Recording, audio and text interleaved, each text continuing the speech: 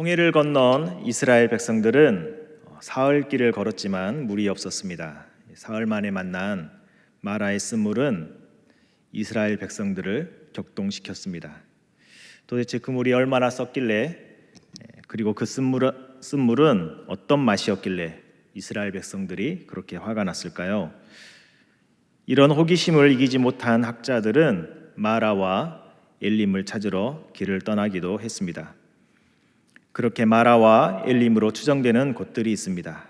아인 하와라, 비르엘 무라, 아윤 무사 등이 마라일 것으로 추정되었습니다. 그곳의 물들은 짠맛을 내기도 하고 쓴맛을 내기도 합니다. 특히 아윤 무사는 황산 마그네슘으로 인한 쓴맛이 난다고 합니다. 사진을 하나 보여주시겠습니까? 이곳이 아윤 무사입니다.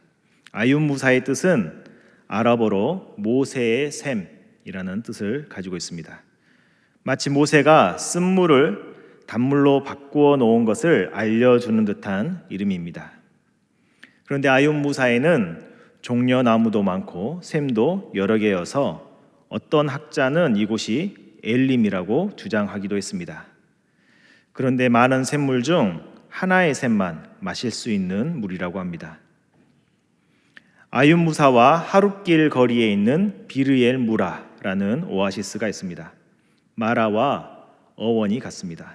아랍어로 무라는 쓰다는 뜻입니다. 마치 마라가 그곳인 것처럼 생각하게 만듭니다.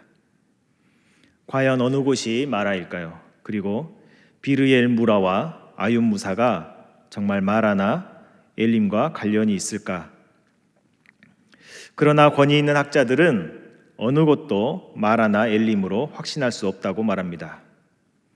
심지어 어떤 학자는 과연 이스라엘 백성이 지나간 후에도 마라와 엘림의 샘물이 남아 있었을까라는 도전적인 질문을 하기도 했습니다. 출애굽한 이스라엘 백성 장정만 60만 명이 넘습니다. 이 이스라엘 백성들에게 두 오아시스는 턱없이 부족할 수밖에 없었습니다. 우리 광주 인구가 약 146만 명이라고 합니다. 근데 출애굽 당시에 이스라엘 백성은 최소 200만으로 추정이 되죠. 그 이상이 되었을 것입니다. 우리 광주 인구를 한번 생각해 보십시오. 광주 인구가 샘 12개로 식수를 해결해야 한다면 과연 어떤 상황이 되었을까요? 아침부터 밤까지 어쩌면 밤새도록 물을 기르러 온 사람들의 줄이 이어졌을 것 같습니다. 광주에 있는 사람들이 종려나무 70그루에게 그 그늘에 쉬려면 한 그루당 2만 명이 넘는 사람들을 수용해야 됩니다. 이스라엘 백성들의 숫자라면 한 그루당 3만 명, 4만 명을 수용해야 합니다. 그 숫자는 월드컵 경기장, 광주 챔피언스 필드 그 경기장을 가득 채울 수 있는 숫자입니다. 이스라엘 백성들은 어떤 모습으로, 어떤 방법으로 그 70그루의 종려나무 그늘에 쉬었을까요? 어린아이로부터 노약자를 우선으로 또는 부상자를 우선으로 질서 있게 차례차례 쉬었을까요? 아니면 어린아이만 사람이냐? 나도 좀 쉬어보자. 여기 안 아픈 사람 있냐? 이런 상황이 생겼을까요? 오늘 우리가 읽은 16장 1절에 보면 이스라엘 백성들이 엘림과 시내산 사이에 있는 신광야에 이른 때가 바로 둘째 달 15일이라고 알려줍니다. 출애굽한 지 한 달하고 15일이 지났습니다. 15장 22절에 보면 이스라엘 백성이 홍해를 건넌 후 마라에 도착할 때까지 사흘길을 걸어왔습니다. 즉 마라에서 엘림을 거쳐 신광야에까지 가는 길이 한 달 12일, 약 42일, 6주 정도의 시간이 걸린 것입니다. 사막의 오아시스는 뜨거웠다. 제가 오래전에 읽었던 책에 나온 문구입니다. 저는 오랫동안 이 문구가 뜨거운 사막에서는 물도 뜨겁다는 뜻으로 생각했습니다. 그런데 오늘 본문 마라와 엘림을 대입해 보니 단순히 물이 뜨거운 것이 아니라 그 작은 샘물로 연명하며 지내야 했던 그 시간이 치열하고 너무 뜨거웠을 것이라는 생각이 들었습니다. 이스라엘 백성은 마라와 엘림을 떠났습니다. 그들의 목적지는 물이 아니라 가나안이기 때문입니다. 그들은 약속의 땅으로 가기 위해 출애굽한 것입니다. 대충 먹고 마실 환경을 찾아 출애굽한 것이 아니기 때문입니다. 우리의 목적지는 하나님 나라입니다. 이 땅에서 만나는 크고 작은 행복이 아닙니다. 올 한 해 우리는 마라를 만났을 수도 있고 엘림을 만났을 수도 있습니다. 그러나 이제 다시 우리의 신앙의 여정을 떠나야 합니다. 우리의 목적지는 하나님 나라이기 때문입니다. 2024년을 인도해 주신 하나님의 은혜를 기억하고 그분을 믿고 의지하며 계속해서 믿음의 여정을 이어가야 합니다. 하나님 아버지의 유업을 받기 위하여 산 소망을 가지고 계속해서 걸어가기를 원합니다. 이스라엘 백성들은 마라와 엘림을 통해 하나님을 경험하고 배웁니다. 25절 말씀입니다. 여호와께서 그들을 위하여 법도와 율례를 정하시고 그들을 시험하실세. 시험은 하나님의 교육 방법입니다. 광야에서 하나님은 계속해서 이스라엘 백성을 시험으로 훈련시키셨습니다. 믿음의 조상 아브라함도 하나님은 시험으로 연단해 가셨습니다. 창세기 22장에 나옵니다. 온전하고 정직하여 하나님을 경외했던 욥도 하나님은 시험으로 연단해 가셨습니다. 우리를 연단해 가시는 하나님은 시험으로 우리를 하나님의 사람으로 만들어 가시는 것을 기억하시기 바랍니다. 신명기 8장 2절 이하에 모세는 광야를 회고합니다. 우리 같이 한번 읽어볼까요? 내 하나님 여호와께서 이 40년 동안에 내게 광야길을 걷게 하신 것을 기억하라. 이는 너를 낮추시며 너를 시험하사 내 마음이 어떠한지 그 명령을 지키는지 지키지 않는지 알려 하심이라. 너를 낮추시며 너를 줄이게 하시며 또 너도 알지 못하며 내 조상들도 알지 못하던 만나를 내게 먹이신 것은 사람이 떡으로만 사는 것이 아니요 여호와 입에서 나오는 모든 말씀으로 사는 줄을 내게 알게 하려 하심이라. 하나님의 목적은 이스라엘 백성을 낮추시는 것이었습니다. 그들의 교만을 꺾고 순종하는 이스라엘로 만드신 것입니다. 세상의 논리는 배우면 높아지고 더 교만해지는데 하나님의 교육은 배우면 배울수록 낮아지고 겸손해지며 순종하게 되는 것입니다. 이것으로 우리는 우리 자신을 진단해 볼 수 있겠습니다. 우리가 하나님께 잘 배우고 있는 것인지 아니면 그렇지 않은지 돌아보는 시간이 되기를 원합니다.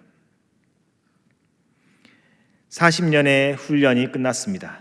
이스라엘 백성은 어떤 모습이 되었습니까? 가나안 입성 때 여리고를 함락시킨 이스라엘 백성들을 보십시오.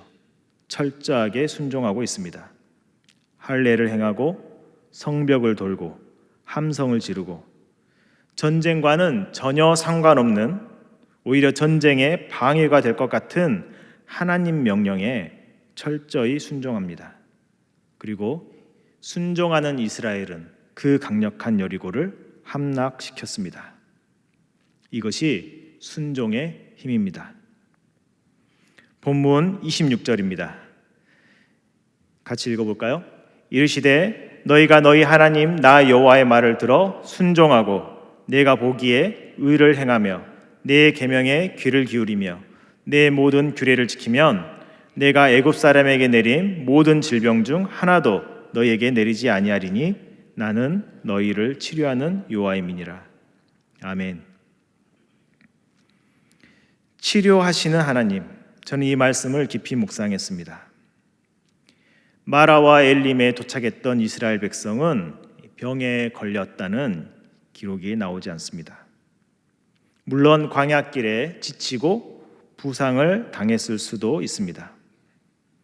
또한 각종 질병과 재앙으로 애굽을 심판하신 하나님께서 이스라엘 백성을 질병과 재앙으로부터 보호해 주시겠다는 약속으로서 여호와 라파, 치료자 하나님으로 가르쳐 주셨을 것입니다.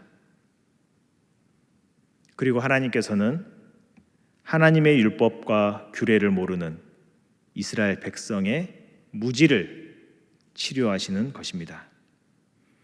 하나님에 대해 무지하여 순종할 줄도 모르고 의를 행할 줄도 모르며 하나님의 계명과 규례를 지키지 않았던 그 무지함을 치료하시는 것입니다. 무엇으로 치료하십니까? 시험으로 연단하시며 치료해 가십니다. 하나님의 계명과 율법을 가르치시며 치료해 가시는 것입니다. 하나님의 말씀으로 치료합니다. 광야 40년을 끈질기게 하나님은 이스라엘 백성을 치료하셨습니다. 하나님을 경험하고 배우는 장소로서 광야는 최적의 장소였습니다. 하나님이 아니면 살 수 없는 곳이기 때문입니다. 광야에서 고난과 역경을 만날 때마다 이스라엘 백성은 하나님의 언약을 상기했을 것입니다. 또한 그 언약을 이루어 가시는 하나님을 경험하게 되었습니다. 그렇게 이스라엘은 조금씩 고쳐지고 치료되어 갔습니다. 하나님 편에서 봤을 때 불순종은 질병과 같습니다. 하나님은 시험을 통해, 훈련을 통해, 연단을 통해 우리를 순종의 자녀가 되도록 치료하십니다. 마음에 감동이 있으신 분만 따라하시면 좋겠습니다. 내년은 올해보다 더 순종하리라.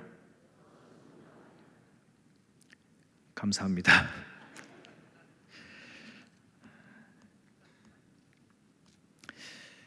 잠언은 거룩한 지혜를 물과 샘으로 묘사합니다. 잠언 18장 4절에 명철한 사람의 입의 말은 깊은 물과 같고 지혜의 샘은 솟구쳐 흐르는 내와 같으니라. 물이 없어 갈증을 호소했던 이스라엘 백성의 모습은 하나님을 몰라 방황하는 무지함의 모습과 같습니다.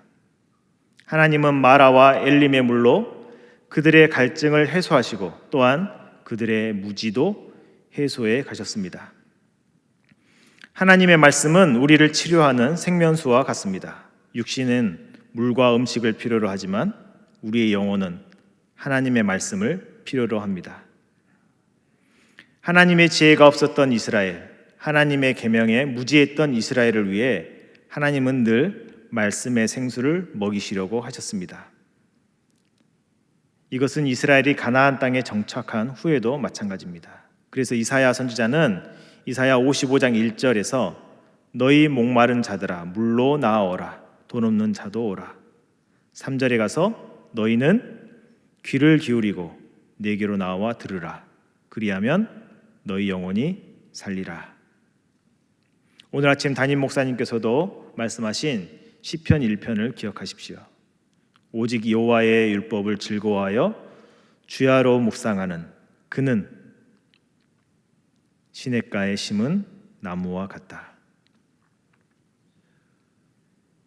우리를 치료하시고 살리시며 열매 맺게 하는 것은 하나님의 말씀입니다.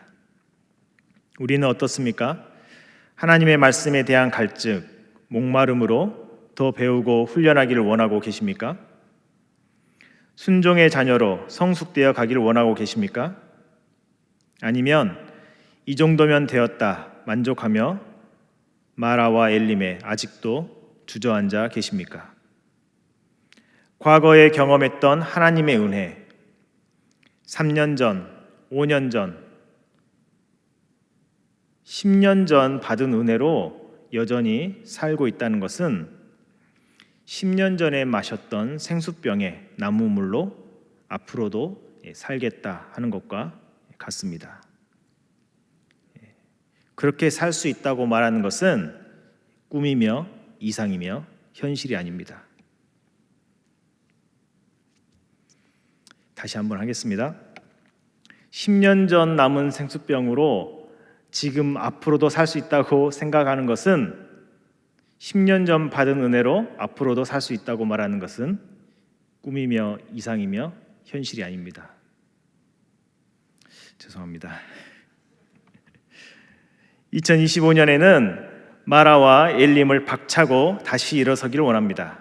주일 예배 성수로, 성경 대학으로, 제자 훈련으로, 사역 훈련으로 하나님을 더 배우고 경험하기를 원합니다. 고난과 어려움을 만났을 때 불평하거나 원망하지 않고 하나님을 더 깊이 배우고 경험하는 기회로 삼고 감사하기를 원합니다. 우리를 연단해 가시며 우리를 하나님의 사람으로 만들어 가시는 그 섭리에 2025년을 맡겨드리기 원합니다. 엘림은 여전히 이스라엘 백성에게 매혹적입니다. 200만 명이 넘는 이스라엘 백성에게는 턱없이 부족하지만 그래도 아쉬운 대로 작은 만족을 주는 포기하기 힘든 사막의 오아시스입니다. 그러나 우리가 기억해야 할 것은 엘림에는 정착할 수 없다는 것입니다. 엘림이 주는 달콤함, 엘림이 주는 만족은 한시적입니다. 엘림에 정착하려고 해서는 안 됩니다. 우리가 겪고 있는 어려움들을 가만히 묵상해 보십시오. 어쩌면 등지고 떠나야 하는 엘림을 붙잡고 있기 때문일 수도 있습니다. 또는 나에게는 마라만 있고 엘림은 없다고 불평하고 있기 때문일 수도 있습니다. 중요한 것은 하나님을 만나고 경험하고 배우면서 하나님의 사람으로 만들어져 가는 것입니다. 2025년에는 더욱더 하나님의 사람으로, 하나님의 자녀로, 하나님에 대한 무지가 치료되는 우리 모두가 되기를 원합니다. 마라, 엘림, 그리고 이후에 이스라엘 백성이 가게 될 르비딤도, 이스라엘 백성이 가나안 땅에 가는 길에 만난 잠시 스쳐 지나간 곳이란 것을 우리는 기억해야 합니다.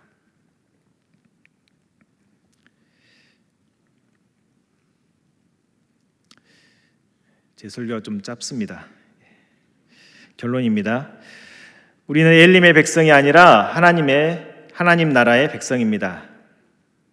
이 땅의 그 무엇도 하나님 나라의 유업과는 비교조차 할 수 없습니다. 썩지 않고 더럽지 않고 쇠하지 않는 산 소망을 붙잡기를 원합니다. 2025년에는 불로 연단하여도 없어질 금보다 더 귀한 믿음을 소유하는 믿음의 백성이 되어 예수님께 칭찬과 영광과 존귀를 얻게 되기를 소망합니다.